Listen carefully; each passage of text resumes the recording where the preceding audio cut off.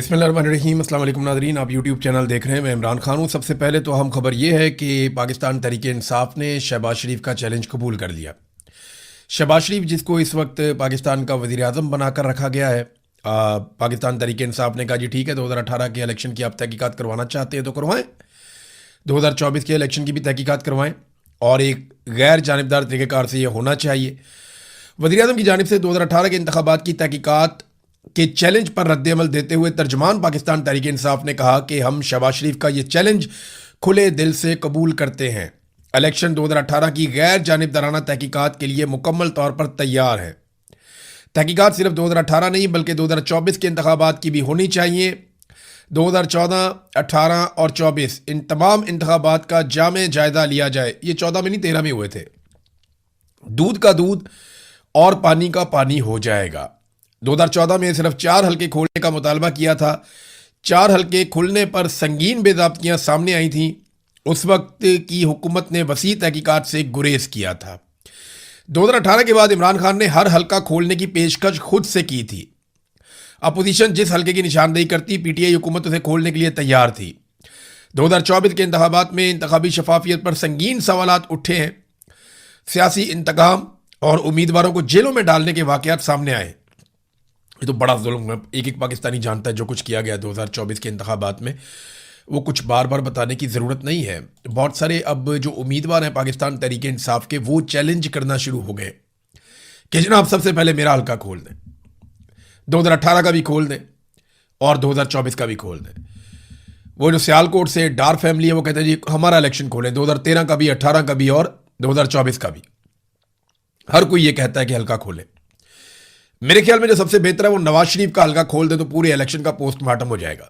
क्योंकि जिस आदमी के सर पे इन्होंने इलेक्शन लड़ा था, एक्चुअली ये सारा इलेक्शन पीएमएलएन ने 2 बंदों के भरोसे पे लड़ा था, एक फील्ड मार्शल आसिम मुनीर और एक नवाज शरीफ। कादी फायद ईसा भी था उस वक्त। तो इन लोगों ने इलेक्शन लड़ा था इन लोगों के सर के ऊपर रख के, और सहूलतकारी का किरदार अदा कर रहा था chief election commissioner Sikandar Sultan Raja. तो ये नवाज शरीफ का एक हल्का खोल लें, दूध का दूध और पानी का पानी हो जाएगा। अगर नवाज शरीफ जो पार्टी का सरबराह है वो ही नहीं जीता तो फिर कौन जीता? फिर तो कोई जीत ही नहीं सकता ना। अगर नवाज शरीफ खुद अपना इलेक्शन अपने ज़ाती हल्के से यास्मीन राशिद के मुकाबले में हार गया तो फिर कहाँ जीतेगा? नवाज शरीफ ने 2 इलेक्शन लड़े, एक लड़ा खैबर पख्तूनख्वा में हज़ारा में, वो भी हार गया, और एक इलेक्शन लड़ा लाहौर में यास्मीन राशिद के मुकाबले में, वो भी हार गया। फिर नाराज़ हो गया। जब नवाज शरीफ साहब रुस गए तो नवाज शरीफ साहब को एक फॉर्म 47 जाली पकड़ा दिया गया। लेकिन वो फॉर्म 47 जाली जारी करने के लिए किया ये गया कि बंदोबस्त करके वहाँ से आरओ को ही तब्दील करना पड़ा, क्योंकि आरओ इतनी बड़ी धांधली के लिए तैयार नहीं था। सिर्फ नवाज शरीफ का हल्का खोले सब पता चल जाएगा। ईमान ताहिर साहिबा ने भी चैलेंज कर दिया। ये अटक से इनकी एमएनए की 2 सीटें हैं। अटक में वैसे एमएनए की 2 ही सीटें हैं और वो दोनों के अंदर ये ख़ानदान बड़ा मकबूल है। वो कहती हैं चैलेंज है, सबसे पहले अटक के दोनों कौमी असम्बली के हल्कों के 2018 और 2024 के फॉर्म 45 अवाम के सामने रख दें। एक एक पोलिंग स्टेशन और एक एक वार्ड का रिजल्ट चेक कर लें। अगर सच जानना है तो फर्जी बयानात नहीं, असल रिकॉर्ड सामने लाएं। दूध का दूध, पानी का पानी हो जाएगा। आपने दीदा दलेरी से 2024 में अवाम का मैंडेट चोरी किया, अब वही बात कि चोर मचाए शोर। बहरहाल ये एक और चैलेंज सामने आ गया। ईमान मदारी साहब भी कह रही है, लेकिन मेरा फिर ये कहना है कि सबके हल्के खोलने के बजाय एक नवाज शरीफ का हल्का खोले। पूरे इलेक्शन में वही हुआ है जो नवाज शरीफ के हल्के में हुआ है, नवाज शरीफ की बेटी के हल्के में भी वही हुआ, लेकिन नवाज शरीफ का एक हल्का खोले तो दूध का दूध और पानी का पानी हो जाएगा। नादरीन, आज़ाद कश्मीर के हवाले से सूरत हाल मैं आपके सामने रखता हूँ। कुछ लोग पाकिस्तान के बाहर से भी गए हुए हैं पाकिस्तान में, और वो कोशिश कर रहे हैं कि मुज़ाकरात करवाए जाएँ। कुछ जो मकामी लोग हैं वो भी कोशिश कर रहे हैं, कुछ उलमा इकराम हैं वो भी कोशिश कर रहे हैं। फजलुर रहमान भी इस मामले में आए हैं, अचकज़ई साहब ने स्टेटमेंट दिया, कुछ और लोग भी आए। अब जो लोग इस वक्त मुज़ाकरात कर रहे हैं या बातचीत कर रहे हैं दोनों जानिब, उनसे कुछ खबरें बाहर आई हैं। मैं एग्जैक्टली आपको इसलिए नहीं बताऊंगा कि फिर वो उनको टारगेट किया जाएगा, उनकी कोशिशें जो हैं उनको भी टारगेट किया जाएगा। लेकिन मैं आपको ये बता देता हूँ कि जितने लोगों ने भी दोनों तरफ मुज़ाकरात किए वो ये कह रहे हैं कि जो जॉइंट अवामी एक्शन कमेटी है वो काफ़ी लचक दिखा रही है बहुत सारे मामलात में। वो एहतजाज भी कर रहे हैं, मार भी खा रहे हैं, पब्लिक उनके साथ खड़ी है, लेकिन इसके बावजूद वो लचक दिखा रहे हैं कि ठीक है, हम बैठ कर बात करने के लिए तैयार हैं, हथियार का इस्तेमाल ना किया जाए, हमें गद्दार ना कहा जाए, जुल्म और ज्यादती बंद की जाए और बैठकर आप हमारे मुतालबात को सुने तो सही संजीदगी के साथ, और जो हमसे वादे किए हैं वो पूरे किए जाएं। अब ज्वाइंट अवामी एक्शन कमेटी जो है वो काफ़ी लचक दिखाती है, बातचीत करने में संजीदगी दिखाती है, लेकिन दूसरी तरफ जब एस्टेब्लिशमेंट के साथ जाके वो बात करते हैं तो वो बिल्कुल लचक नहीं दिखाते। मिलिट्री एस्टेब्लिशमेंट ने इसको एक मौके के तौर पे लिया हुआ है। उन्हें ये लगता है कि आज़ाद कश्मीर में जो रजीम के ऊपर उनका हमेशा से कंट्रोल रहता है, वो कंट्रोल उनका चला जाएगा अगर ये लोग सस्टेन कर गए तो। उन्हें ये लगता है कि ये जो आवाज़ें उठ गई हैं आज़ाद कश्मीर से और नौजवान इनके पीछे चल पड़े हैं, ख़वातीन इनके साथ चल पड़ी हैं, बहुत बड़ी तादाद में अवाम की ताकत, आज़ाद कश्मीर के अवाम, उनकी हमायत, उनकी ताकत जॉइंट अवामी एक्शन कमेटी के साथ मिल गई है। अगर ये अपने मुतालबात मंजूर करवाने में कामयाब हो जाते हैं या कुछ लेकर उठते हैं तो ये एक बहुत बड़ा ख़तरा बन जाएंगे। ये अपने बाकी मुतालबात भी पूरे करवाएंगे और हर तरह का जो कंट्रोल है मिलिट्री एस्टेब्लिशमेंट का, जिसके ज़रिए से आज़ाद कश्मीर के वसाइल पे काबू किया जाता है, वो एस्टेब्लिशमेंट का कंट्रोल कमज़ोर हो जाएगा। लिहाजा उन्होंने इसको एक मौके के तौर पे लिया कि इनको मुकम्मल तौर पे कुचल दिया जाए। अब सवाल ये पैदा होता है कि आज़ाद कश्मीर में कितना बड़ा जुल्म किया जा सकता है। मैंने आपको बताया था कि 4 लोग ऐसे हैं जिनके बारे में लगभग ये कह दिया गया एक मीटिंग के अंदर कि इनको तो एलिमिनेट करेंगे, इनको छोड़ेंगे नहीं, इनको तो मार देंगे। और ये मुझे मेरे एक ऐसे सोर्स ने बताया जो बराह रास्त कहता है जी मेरी उन लोगों से बात हुई जो बातचीत कर रहे हैं। तो अब एस्टेब्लिशमेंट इसको ऐसे ले रही है कि क्योंकि आज़ाद कश्मीर में हमारा कंट्रोल हमेशा रहना चाहिए, लिहाजा ये कंट्रोल के रास्ते में एक रुकावट है जो मुस्तकबिल में और ताकतवर और बड़े होते चले जाएंगे। लिहाजा इनको कुचल के ख़त्म कर दिया जाए। अगर ये बच गए तो फिर एस्टेब्लिशमेंट का इक़्तिदार और उसका सूरज गुरूब हो जाएगा आज़ाद कश्मीर में, जैसा कि अमली तौर पे पाकिस्तान में हो चुका है। अब एस्टेब्लिशमेंट का कंट्रोल नहीं है, वो ताकत के बलबूते पे उन्होंने किया हुआ। देखिए जो एस्टेब्लिशमेंट होती है ना वो डरा के काम चलाती है, लेकिन पिछले चंद सालों से एस्टेब्लिशमेंट मार के काम चला रही है। ये टॉर्चर कर रहे हैं, गोलियां चला रहे हैं। इस लेवल तक एस्टेब्लिशमेंट नहीं आती होती और ये आखिरी हरबा होता है, आखिरी हल होता है। तो इसका मतलब यह है कि अब उनके पास ऑप्शंस बहुत कम है। वो गोली चलाने वाला ऑप्शन ही इस्तेमाल कर रहे हैं जो आखिरी ऑप्शन होता है। लिहाजा आज़ाद कश्मीर के लोगों को डटे रहना चाहिए मेरे ख्याल में अपने हकूक़ के लिए, और जो लोग मुज़ाकरात करवा रहे हैं उनको एस्टेब्लिशमेंट पे दबाव डालना चाहिए कि आप बातचीत करें। देखिए अगर बातचीत के जरिए से आज अगर ये लोग 4 कदम पीछे भी चले जाते हैं ना आज़ाद कश्मीर के लोग, तो याद रखिएगा ये जो थोड़ा बहुत हासिल करेंगे ना यहीं से इन्हें ताकत मिलेगी और फिर ये लोग और ज़्यादा ताकतवर होकर वापस आएंगे। लेकिन एक चीज़ ऐसी हो रही है नाज़रीन जो इंतहाई अफसोसनाक है, बहुत तकलीफ देती है। देखिए आज़ाद कश्मीर से पानी आता है, बहुत सारी चीज़ें वहाँ से आती हैं, इसी तरह नीचे से गंदम जाती है। अब मैं कुछ वीडियोस देख रहा था, वहाँ पे नौजवान वीडियोस बना बना कर लगा रहे हैं, मुझे मेरे मोबाइल फ़ोन पे भी भेजी, मैंने वो देखी वीडियोस। वो जो रास्ते आ रहे हैं आज़ाद कश्मीर की जानिब, उनके ऊपर बहुत सारे ट्रक खड़े हैं, बड़े बड़े ट्रक हैं, वो भरे हुए हैं गंदम के साथ। तो जो गंदम लोग लेकर आज़ाद कश्मीर में जाना चाहते हैं वो ट्रक रोके हुए रास्ते में, दर्जनों ट्रक हैं। अब ये गंदम जाएगी मुख्तलिफ फ्लोर मिल्स के अंदर, वहाँ पे आटा बनेगा, शहरियों को दिया जाएगा, तो खुराक की किल्लत कम होगी। अब वहाँ पे खुराक की किल्लत पैदा हो रही है। बहुत सारी खाने पीने की चीज़ें जो है वो शहरी या मैदानी इलाकों से उधर पहाड़ों की तरफ जाती हैं, चाहे वो गिलगित बल्तिस्तान है, चाहे वो आज़ाद कश्मीर है। इसी तरह वहाँ से बहुत सारी चीज़ें नीचे आती हैं, जिनमें सबसे अहम जो चीज़ है वो पानी है, बिजली है, वो वहाँ से आती है। अब ये इंतहाई बदकिस्मती है पाकिस्तान की कि जो पहाड़ों पे बैठे हुए लोग हैं, जब वो अपने मुतालबे के लिए निकले हैं, देखिए जो लोग सड़कों पे हैं वो अब 5% होंगे, बाकी सारे लोग तो सड़कों पे नहीं आते ना। हर घर में से एक आधा आदमी निकलता है, या हर मोहल्ले में से वो 2-4 बंदों को डिप्यूट करते हैं, ये 4-5 बंदे जाएंगे एहतजाज में, हमारी नुमाइंदगी हो जाएगी। सारे के सारे लोग तो नहीं आते।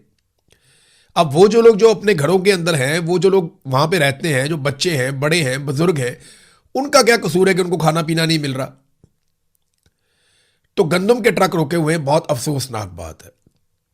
इससे पहले बीबीसी ने एक रिपोर्ट में बताया कि लोग शिकायत करते हैं कि अद्वियात और खुराक जो आप लेकर जा रहे हैं आज़ाद कश्मीर में पहाड़ों की जानिब, रास्ते में सिक्योरिटी फोर्सेस उन्हें ज़ाया करवाती हैं।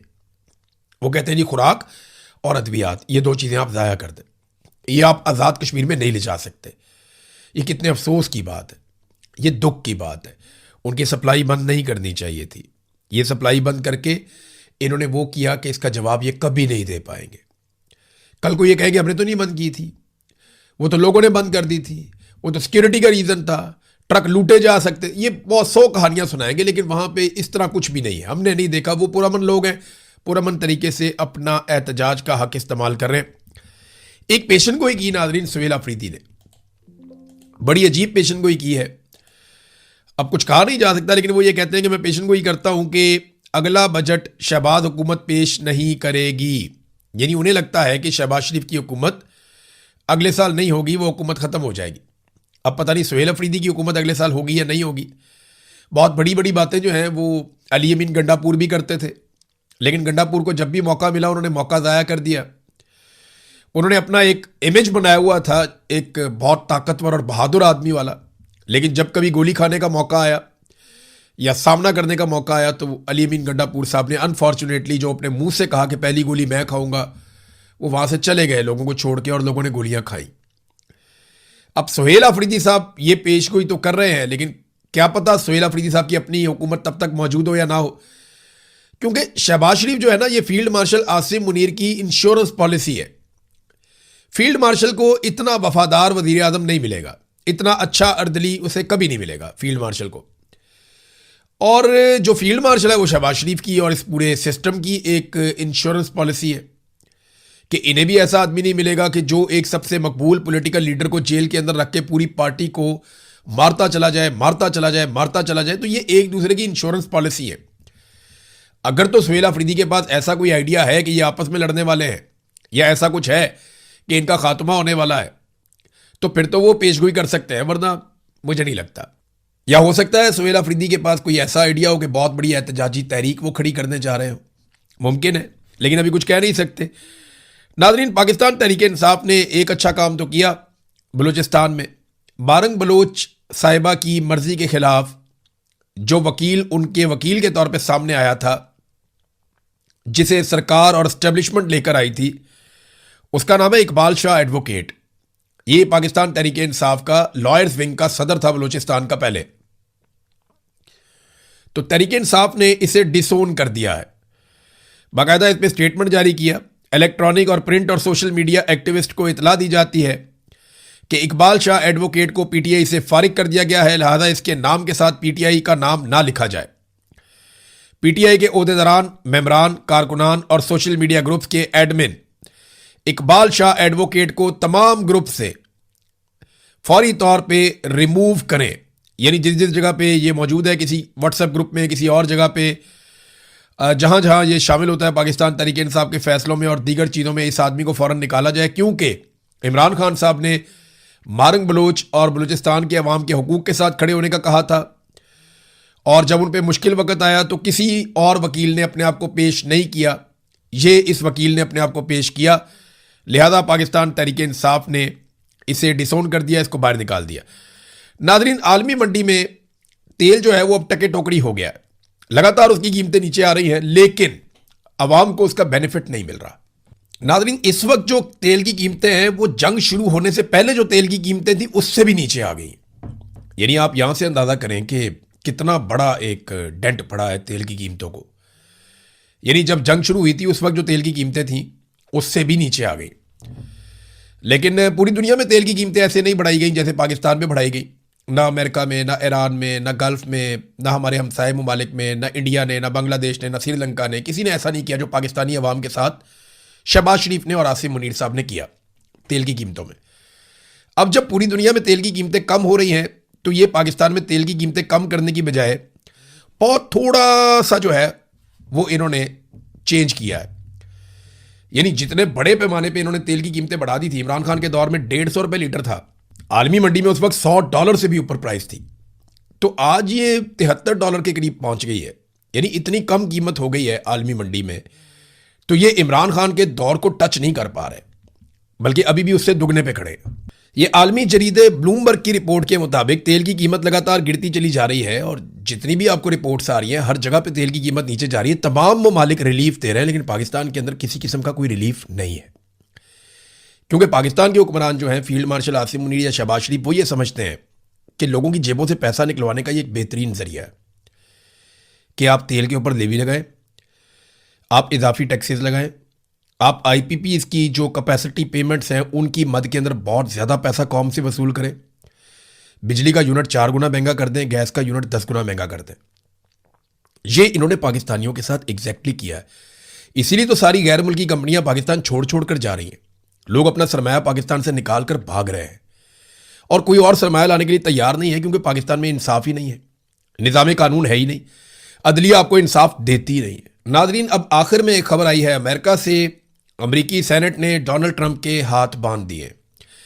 अमेरिकी सेनेट ने एक बिल पास किया है जिसके तहत सदर ट्रंप कांग्रेस की इजाज़त के बगैर ईरान के खिलाफ जंग शुरू अब नहीं कर सकते, और सेनेट ने ऐसी किसी भी जंगी कार्रवाई को रोकने के हक में फैसला भी दे दिया। तो डोनाल्ड ट्रंप ने उस पर रद्दमल भी दिया। ट्रंप ने कहा कि उन्होंने ईरान को इस हद तक दबाव में ले लिया था कि वो घुटने टेक दे और किसी भी शर्त पर राजी होने के लिए तैयार हो चुका था वो, और बरसों बाद ईरान अमेरिकी सदर का रोब मान रहा था, लेकिन सेनेट ने गलत वक्त पर जंगी इख्तियारात को महदूद करने की वोटिंग करा के दुश्मन को यह तासुर दिया कि अमेरिकी हुकूमत सदर के फैसलों के साथ नहीं है। ट्रंप ने अपनी ही पार्टी के 4 सेनेटर्स को तनकीद का निशाना बनाते हुए कहा कि उन्होंने डेमोक्रेट्स का साथ देकर ईरान का हौसला बढ़ाया, जिससे इनका काम मुश्किल हुआ है, लेकिन वो इसे हर हाल में अंजाम तक पहुंचाया गया। मामला यह है कि ट्रंप को अप्रूवल लेनी पड़ेगी हर हमले के आगाज में, और वो अप्रूवल उसे मिलेगी या नहीं मिलेगी, फिर वो हमला कर पाएगा। तो ट्रंप के हाथ कुछ हद तक बांध दिए हैं अमेरिकी सेनेट ने। देखिए वहां पे कैसा है कानून, रूल ऑफ लॉ कैसा है कि वहां पार्लियामेंट की बात सुनी जाती है, अवामी मुंतखब नुमाइंदे जो है वो फैसले करते हैं। हमारे यहाँ तो ऐसा नहीं, हमारे यहाँ पे तो जनरल आसिफ मुनीर जो कह देंगे वही मुल्क का कानून है, वही आइन है। नाज़रीन, मेनाब स्कूल में जो मासूम बच्चियों की शहादतें हैं, 168 बच्चियां पहले दिन शहीद कर दी गई थी, वो डोनाल्ड ट्रंप और अमेरिका के लिए एक डरावना ख्वाब बनी हुई है। और ट्रंप से जब सवाल किया गया इसके बारे में कि क्या आपने ये रिपोर्ट देखी है इस मेनाब स्कूल के इंसिडेंट के बारे में, तो उसने कहा जी कि मुझे इसके मुकम्मल होने का इंतज़ार करना होगा, मैं नहीं जानता कि वो कभी इस मसले को हल कर पाएंगे या नहीं कर पाएंगे। तो डोनाल्ड ट्रंप जो है ना वो इससे भागता रहा, उससे सवालात किए गए लेकिन वो इससे भागता रहा, और डोनाल्ड ट्रंप ये कहना चाहता है कि वो मिसाइल हमारा नहीं था जो जाकर मेनाब स्कूल के अंदर गिरा। उसने कहा जी हवा में बहुत सारे मिसाइल थे, ये था वो था, लेकिन ईरान ने यह साबित किया था कि ये जो मिसाइल है ये अमेरिकन मिसाइल हैं, और शुरू में अमेरिका की जानिब से इसका बाकायदा एतराफ़ किया गया था कि मिसाइल अमेरिका की जानिब से चला था जो आकर मेनाब स्कूल पे गिरा।